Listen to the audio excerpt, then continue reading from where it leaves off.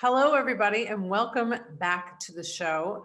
This is a very exciting day for me. I'm not sure about you, but if you are in the healthcare space or an RN or an LPN or a healer, you are certainly going to want to hear this conversation that I'm having today with Karen Schaible, all the way from Canada, who is a retired RN, a certified life and weight coach, and a certified psychology of eating coach, which I'm so, as I've mentioned before in the beginnings of my shows, so curious and so interested. So I'll be learning right along with you. And again, I have another guest from Clubhouse.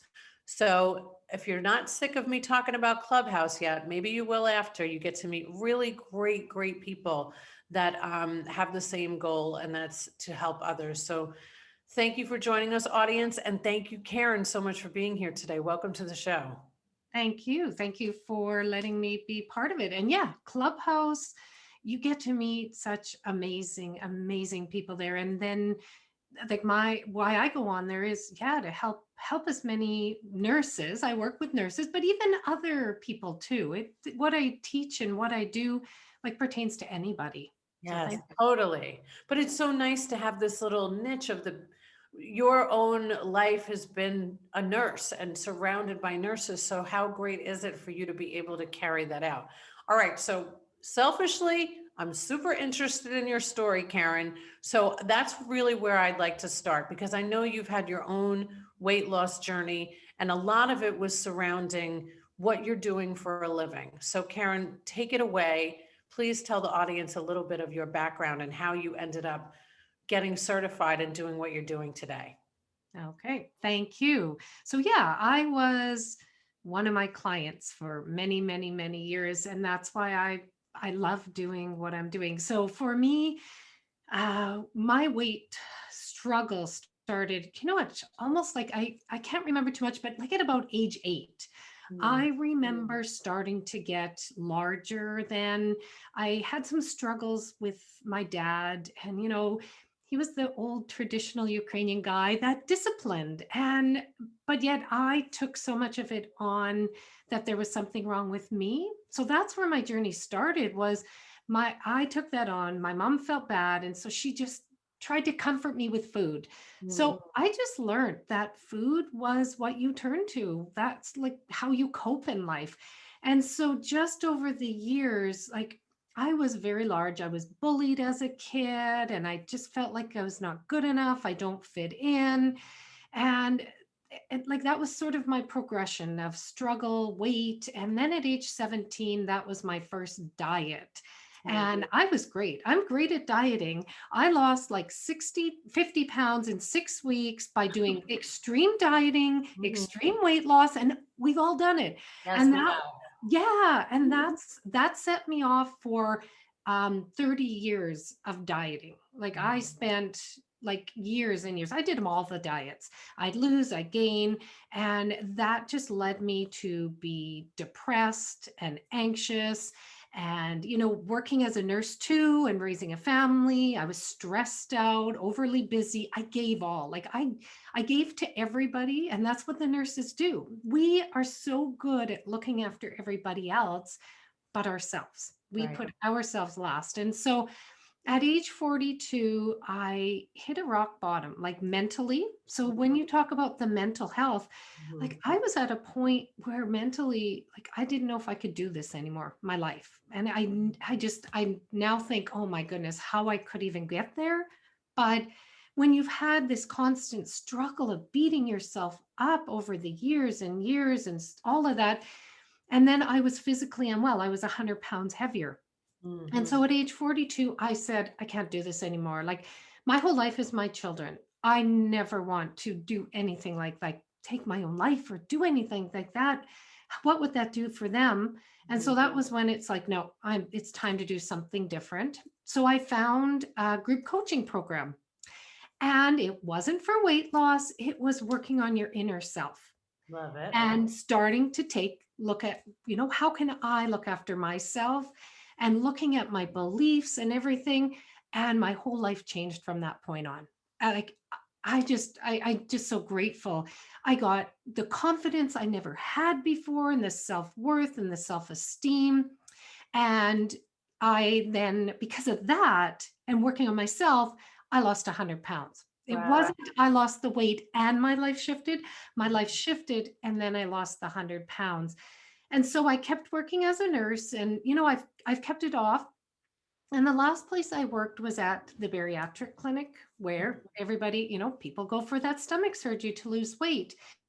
And I knew what it took. Like, the surgery is okay. Like, I don't think anything against it, but it's a tool. But if you haven't done the inner work, it doesn't you gain the weight back again. And so I saw my clients gaining that weight back, and I knew what they needed. And that's when I said, I just it broke my heart every day going to work knowing I can't really do too much for them, because I'm a little tiny person in this big wheel of the healthcare industry. Mhm. So that's when I left. And actually, I left and I started a nutrition clinic. So I had a dietitian and a nutritionist working for me. So I got even better on the food. Like, I knew what healthy was. If I didn't know it before, I did. But my clients still were struggling because they were still focused on the food. Even though I was trying to bring the other aspect in, you give them a food plan, tell them what to eat, that's it. So I left it, and then I got certified in this at the Psychology of Eating Institute, and it was all working on the inner. And Mhm. then at the life coach school to get certified as a life and weight coach. And from that point on, then I started working with just like women. And then this year, I shifted to working with nurses, because that's where my passion is. I was one of them. I understand what they're going through. Mhm. And, with everything too going on right now, they are so stressed and they are like running around so busy in life. And I thought, no, that's where my passion is. And so, yeah, so that's how I ended up here. That's amazing. So I want to kind of dissect it a little bit with you. Of course, even when you said, I lost all this weight, I worked on me and then the weight came off. But even when helping others, they're so focused on the food, on the food. What do you think that shift was about? Like, when did you feel that it never was about the food? It was always about the internal work. And and let's try together, if we can, to dissect that just a little bit more so people can understand that. Because if my brain immediately, I hear that you've lost 100 pounds. I'm immediate. How did she do it? Right. And tell me exactly what you did. And I'm going to follow the exact same plan, and Yeah. I'm going to do the same thing. So, and I mean, I know myself now going through all of that. I don't actually know a woman today in the world that has not tried a ton of different diets and then gained all the weight back. I have gone through it myself. And we know everybody is struggling within this time. I'm not even calling it what it is. We all know already the time that we're living in. What do you think that, when was that connection made for you? And how do you separate that from the actual food? So, what really changed everything for me was, like, when I shared with you, like at age 8, how I learned how to cope in life Mhm. by eating. Food was giving me comfort. And when I started working on the thought, like, so why I ended up having such a food problem, and why a lot of us keep having this struggle, is we can follow a diet, right? Like, I can tell you what to eat, but when life happens, what do? You're not sticking to that. You end up doing that overeating. And we're overeating because of what's going on in our head. The Mhm. thoughts we have about ourselves, the thoughts about what's going on, and that creates a feeling inside of us. And we don't like that feeling. It's uncomfortable. And so we go and grab something to eat to feel better. So that was where I started figuring out was, first off, I started working like this group coaching program was just starting about the thoughts. And so I started paying attention to like what I was saying to myself. Yeah. Like, I just thought it was like I didn't even pay attention, like all the nasty things I would say to myself, Mhm. and hurtful things. And just all of that and the things I believed about myself and made me feel really terrible about myself. And it didn't feel good. So I ate to feel better. So I started working on telling myself a whole different story Mm, because we think this is true, what we're thinking, but it actually is just our thoughts. And right. if it's just our thoughts, we can choose to think something different. Mhm. So that was the big part of it. And then the other part is allowing myself to feel negative emotions because negative emotions aren't bad. Like Mm, we're brought up to think they're bad and like, oh, go, you're sad. Okay, well, stop feeling sad. Here's some food, make yourself feel happier. But when you allow yourself to have those feelings, mm. they're really not that big of a deal anymore. And True. then we don't need to eat. Right. So what have you done now as the thought comes, you're like, I would really love to eat that entire bowl of ice cream by myself, or not just the bowl, how about the gallon? What do you do when that, because it's the thought, Yep. what has been your practice and what do you share with your clients when that comes along? Well, first off, let's sort of go back a bit. What I teach my clients is they do 24-hour planning. Mm, So they can do it the night before in the morning. They plan out what they're going to eat for the day. And mhm, it's not a should eat, like it's a realistic. If they're eating burgers and fries for breakfast, lunch, and supper in the beginning, they put that on there. right. And like for me, like you talk about ice cream. Ice cream was my go-to. Like I would eat out the bucket when I first started. Right. So I would put on bucket of ice cream. And Mhm, then I allow it because when you allow yourself to have it, then you actually learn that do I really like this? Do I really want this? And so I would go from the bucket to then a smaller bowl, then a smaller bowl. And now years later, I don't even really want it anymore. So mm, that's the first step is first allowing yourself to have it, but you have to plan it on there. If you don't plan it on and then your brain goes to I want it, mm, then you first say you can have whatever you want. We'll plan it on tomorrow. And then it releases such a hold on you. The other thing is like really ask yourself like why do I really want it? Like start questioning that thought you're having. Like why do I really want it? What actually do I really want in this moment? And really start challenging what your brain is telling you. mm. Because a lot of our thoughts are in the background. They're unconscious. They're habitual and we've got to then challenge them. Sure. And have you been able to replace them with, finding, I'll share for myself. I found, and it took me a long time to realize that I hate the gym and I don't have any problem saying it. I have never liked the gym. I never enjoyed going. I always was comparing myself. I like to work and I'd like to go to spin classes because they were mostly in the dark and it wasn't about watching each other and it was all inside of my head. I realize this today and this many many years ago, but I love riding my bicycle and I love working out at home and I love working out alone. I really do. That's what I enjoy. But there's so much pressure to join this and to be a part of this. And I have found for me that really walking is fantastic, right? Just moving a muscle to change that thought. So is that part of the program that you provide for your nurses? Absolutely. What I teach my clients is you have to find what you will enjoy. Like Yeah. there's no have to do nothing. Like I'm like you. I love my running and I Mm, do it by myself. yeah. But I had that same thing. Oh, I should go to the gym or I should do that. But what I teach my clients is it's exercise. It's not exercise, it's movement because we should never focus on exercising to lose weight. Right. Because if you do that, you'll never keep it up.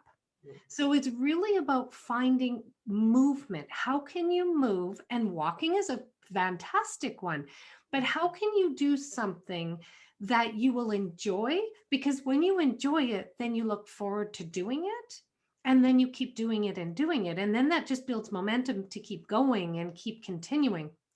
And the other thing is like when we tell ourselves we have to, then we're just going to resist. So Yeah. it's like saying, no, I choose to go for a walk because that's looking after myself.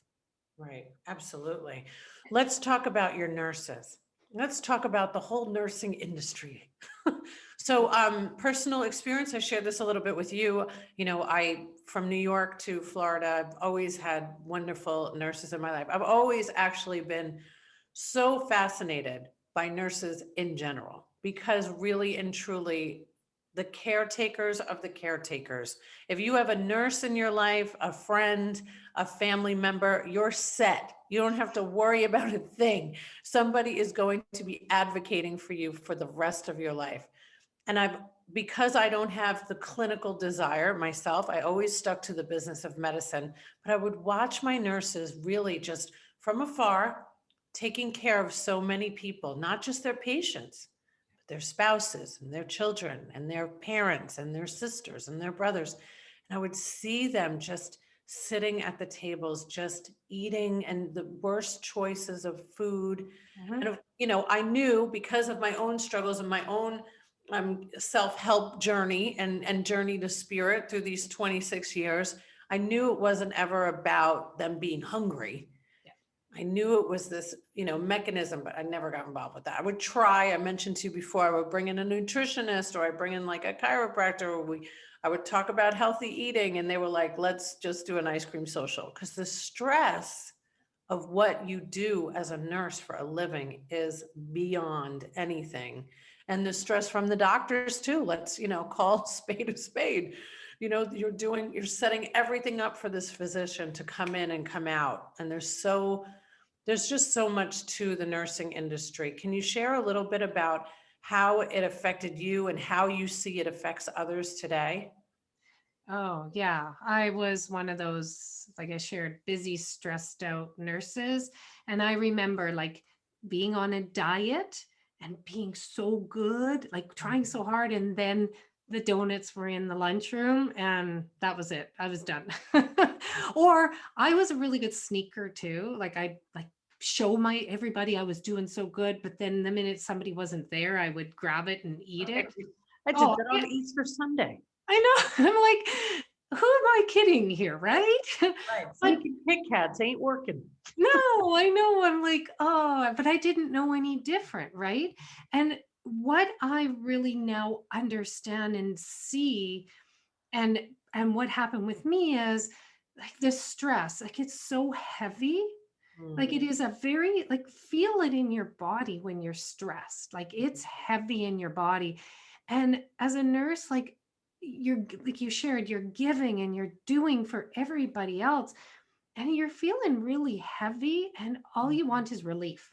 Right. And the food gave us relief. Like it gave me relief because I didn't know any other way, Sure, right? sure.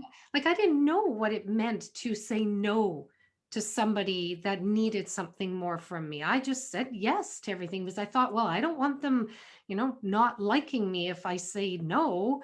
Mhm, So I like I was a people pleaser. That's part of it too. And I mhm. think a lot of nurses are. We're people pleasers. We're giving, we're doing. And so we're so depleting ourself. And so when we talk about that stress, we've got the work stress, right? Go into work and the doctors come and change the orders, or, you get this another patient to look after, or there's something goes wrong and you're running in a chaotic mode. And like you're literally on all the time. And then the minute you get home, you're just like, you're done. Like food is TV and food, and let's just zone out. And Mhm. so, what I found, how I went through, I still was a nurse and I lost that weight, was I had to look at it on, okay, this is the circumstance and it's neutral. Mhm. So, let's say doctor walks in and changes all the orders. Like before, I would get frantic. I'm like, are you serious? Like, look at all the work you're causing me now. Like, seriously, why did you do that? Right. And I get stressed about it. Sure. So then it was going like, looking at it, going, this is neutral. He changed the orders. I just have to do them. Well, the unit clerk does them. I have to implement them. No big deal. So it's just shifting the conversation in your brain, because Mm, I was so wired to look at and our brains are wired to look at the negative too. mhm, So we have to like redirect our brain, but it takes time and it takes practice, and then learning that we never have to do anything. Yes, at work there are things, yes, we do, mhm. but in all the rest of our life, like if we can also decrease a bit of the things we're doing in the rest of our life, like we never have to say, we don't have to do anything.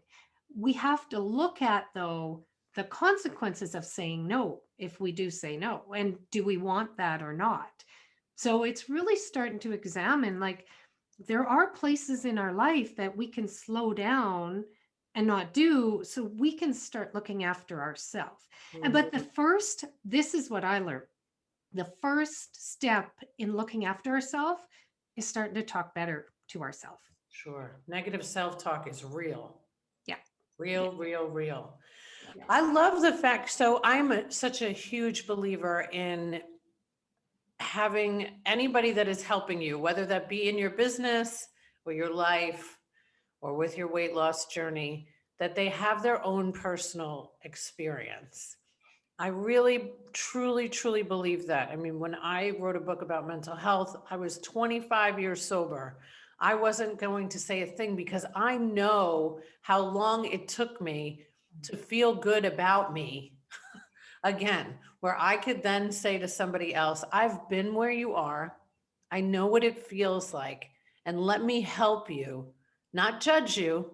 Yeah. Let me help you navigate to getting better and getting well. And it all starts inside of our mind. So I loved when I read that, you're certified in the psychology of eating, because it really is. It's, addiction, it's all about what's going on in our minds, right? It's a disease. So some people reach for food, some people reach for drugs, some people reach for alcohol, and it's not until we do the work on ourselves, right, that we can look back and go, oh my god, like, I get it now. Yeah.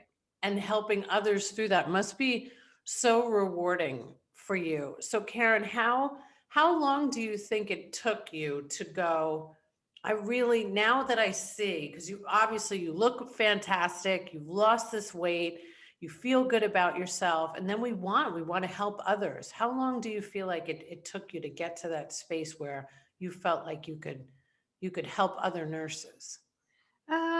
What? Let's look. It was like I've kept my weight off for 12 years now. Mm, And it was about 6 years ago. Like that's when I left nursing. Was it 6 years ago? mhm, When I really realized that this isn't where I want to stay the rest of my life. Like I actually didn't feel like I was helping people anymore mhm. being in that industry. Like at the bariatric clinic, I was just going through the motions. Sure. And that's not what I wanted to do the rest of my life. So that's when it was. But it took me a couple years though. Like I did actually about 3 years of going through, the clinic and then coaching programs to really understand that I can help somebody and I do have a lot to give them and show them. Mhm. So it just took me time because I had to start thinking about myself in a different way. Right. So I had that imposter syndrome for a while. I really did. Yeah. I had it for about a year. I would put myself out there, but not really, because Yeah. who am I? Who am I to be teaching people, teaching these nurses and women?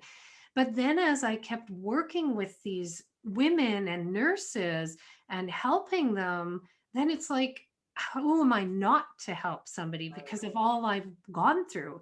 I mean, my life it's a whole different life. Like I can't believe like I was married for 22 years to to a narcissist. And so I left that marriage when I started losing my weight. And so that was a big thing I went through too. And yeah, and depression and anxiety. And I went from all this medication to not being on it anymore. And so like my whole life was a journey to where I am now. So I'm actually so grateful that I went through all of that because I'm I'm a person that I never could back when.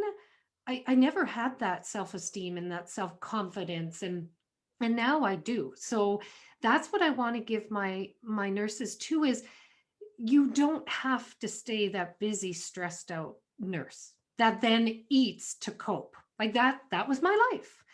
You don't have to. Like I ended up, and I still was able to work and I still had my life, but I lived it in a whole different way, and it was so Mhm. much more enjoyable. And so that's where I want to work with the my nurses, is helping them to do that shift and not have, like when you talked about the alcohol, like a lot of my nurses too, and I was one of them, stopped the eating from like coping by eating. I then turned alcohol too, Mhm. because you placed one for the other. And so I ended all that by doing more work on myself. And this is a journey too. Like I'm still always catching myself and going, "Oh, what are you doing, Karen?" "Okay, all good." And I just keep working on myself every day. Like there is no end to any of this, but it sure becomes so much easier to just Mhm. roll with it.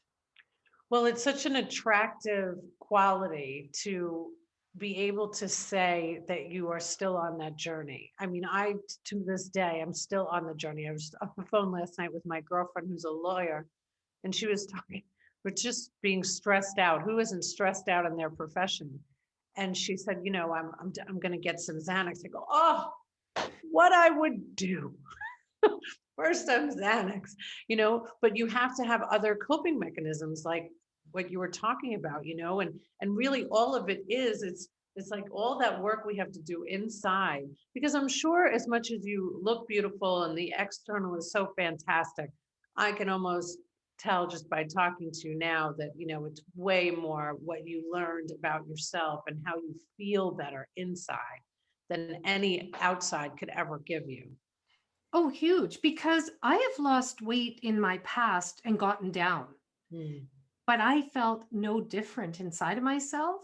And so Mm, I'd gain the weight back again. right. And that's the difference with what I do with my clients, is we shift things along the way. So by the time you get to that goal weight, like you are a whole different person inside, that you don't need food anymore to be giving you happiness and all of that. You're feeling so happy. Like a lot of people say, when I lose the weight I'll be happy. Yeah.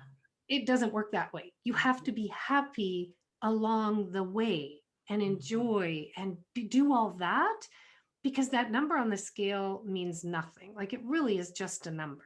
And so it's really like working on that internal person that you want to be. Yeah, I love that.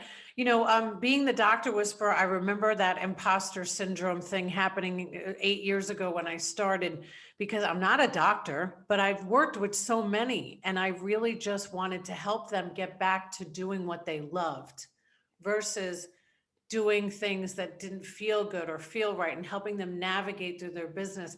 And most of it, I would say today, is really just focusing on that more, like how are you changing your personal life? How are we working on our insides so we can be happier in business, And I'm sure that you're doing a tremendous amount of great work for our nurses out there that we need so desperately to feel good about themselves so they can offer the right care to others, and know that they're taking care of themselves at home when they leave, and giving them, listen, I mean, the food that we eat is fueling us, right? So having sugar all day is certainly not the way. And you and I both know, being in the healthcare industry, it doesn't always look healthy when they want to bring you donuts. Yeah.